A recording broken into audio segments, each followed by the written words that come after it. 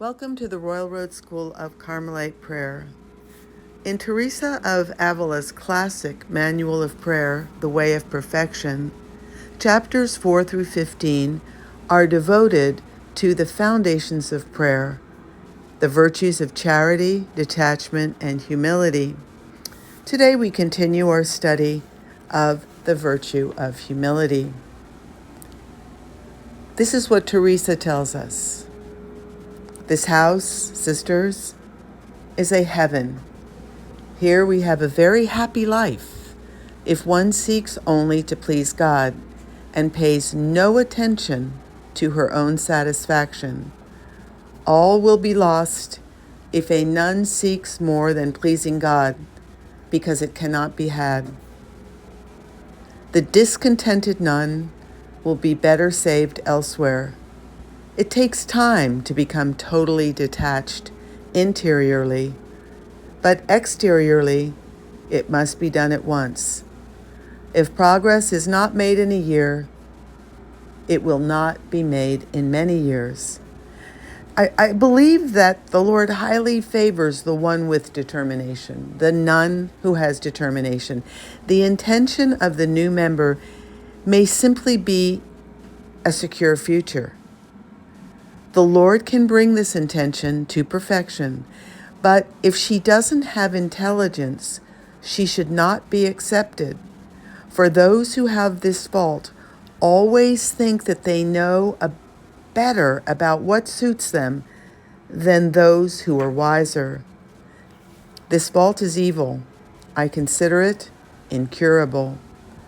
When a nun with good intelligence begins to grow attached to good, she takes hold of it firmly.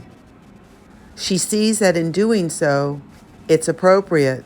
If her intelligence, however, doesn't allow her to attain a high degree of spirituality, it will be useful for giving good counsel and many other services.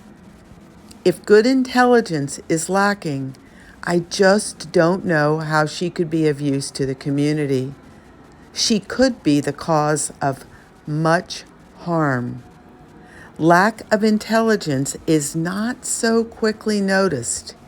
In fact, there is a holy simplicity that knows little of the world, but a lot about dealing with God. Hence, much information is needed before accepting new members, and a long trial period before admitting them to profession. Let the world understand that you have the freedom to dismiss the new members. When this type of decision becomes routine, no one will view dismissal as an affront.